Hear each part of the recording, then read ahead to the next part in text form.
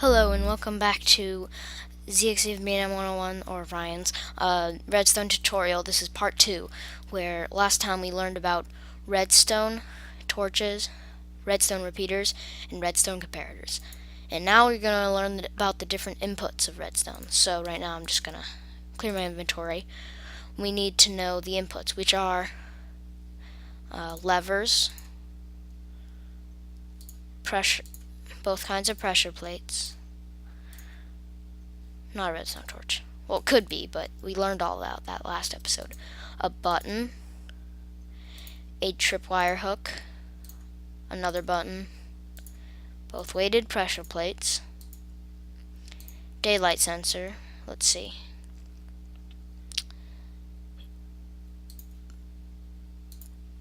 block of redstone, and actually a comparator. And I'll show you how the comparator works later.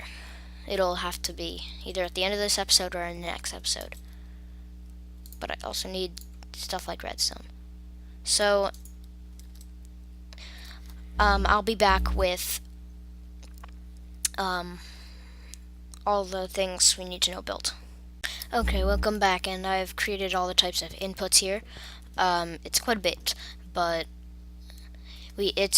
most of them are pretty easy. So first of all, we have the lever. And when it's off, it does nothing, and when it's on, it's on. Just like normal. Just like anything, really. It's pretty much, when it's on, it's like a redstone torch, except it can't be powered to turn off. And when it's off, it'll just stay off. Simple. This one is the stone pressure plate. Whenever any mob stands on it, it'll activate.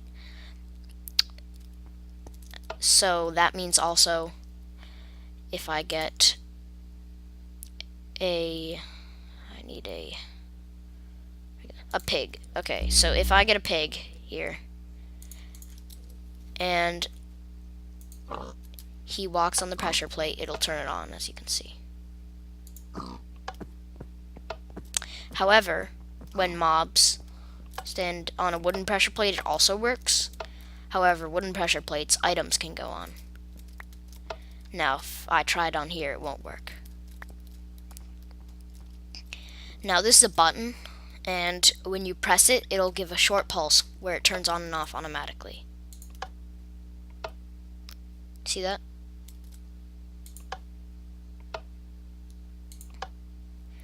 Okay, and then here's a tripwire, where you can put tripwire hooks on the edges of blocks, and then you put string in between them, and without string they look like this. But if I get string and put it on there, it'll be set, and then if I step on it, it'll activate redstone coming out of one of these blocks. Both of these blocks, any redstone coming out of both of those blocks. Now this is a wooden button, it's just like the button before, except if I get a bow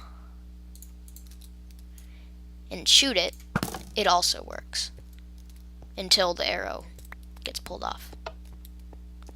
And now with the stone one, well, it doesn't get powered when it's hit by an arrow. But as you see in creative mode, you have a farther reach, so it just wanted to hit it, so.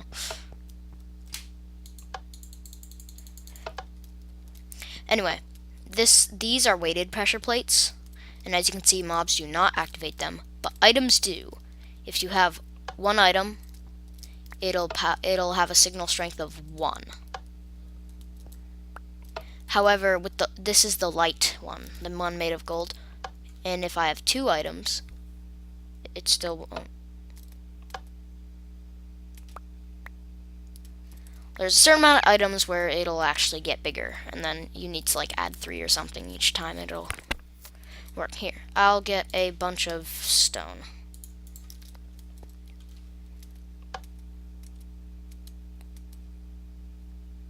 There, on 5, it'll go to 2, and then I'm guessing like 4 or 5 more it'll go on to 3 signal strength. So yeah, and then this is a heavy one, so it requires more.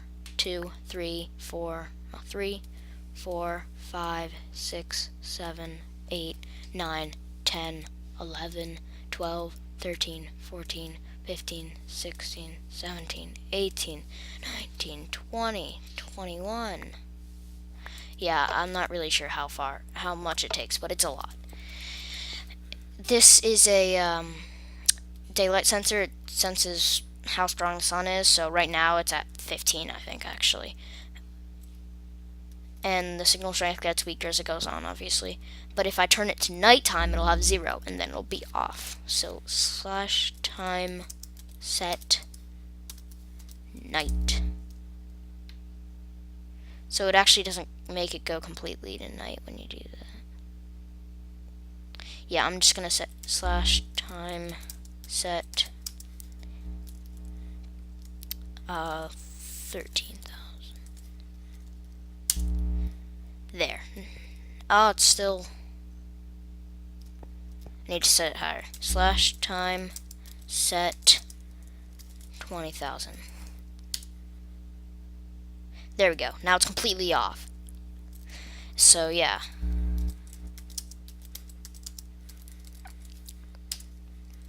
The more sunlight there is, the stronger the signal strength is.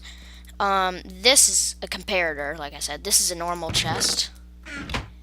And comparators can take containers, any sort of container, which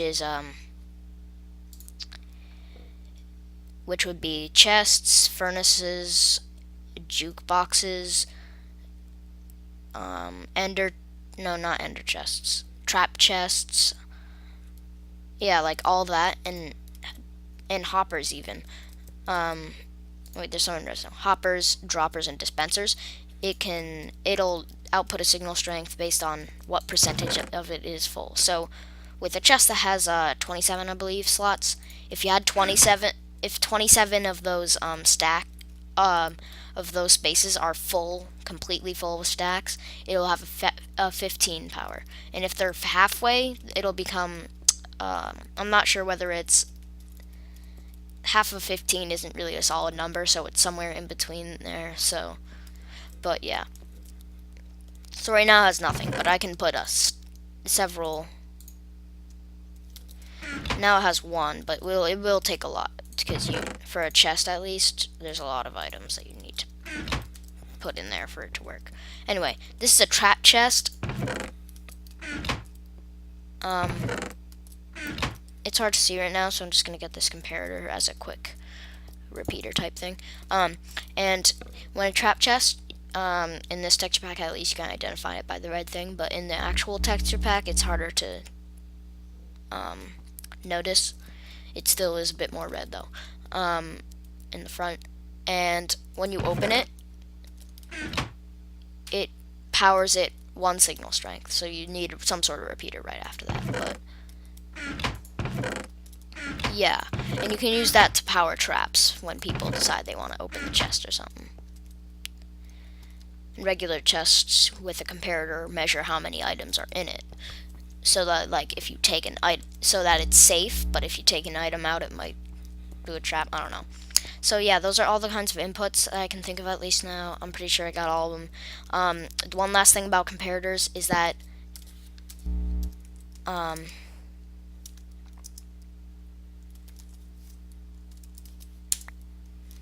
command blocks. If you use a command block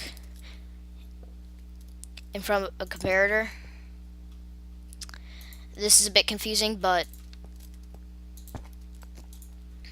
you can use a test for command and then some sort of selector at blah blah blah, or maybe an individual player if you want, and then in these brackets you would type a bunch of parameters, and if those parameters are true, it'll return the signal strength coming out will be how many players fit the description. If you do @p or a specific player, it'll always come out as 1 as long as that player is in there, because you can use location parameters to say if this player is in this location by doing test for that player and then, a location and then a radius. But yeah, that's how that works. And yeah, you can use comparators for that, so that something gets powered if someone's in there. And then you can also use it to determine if something works. Like if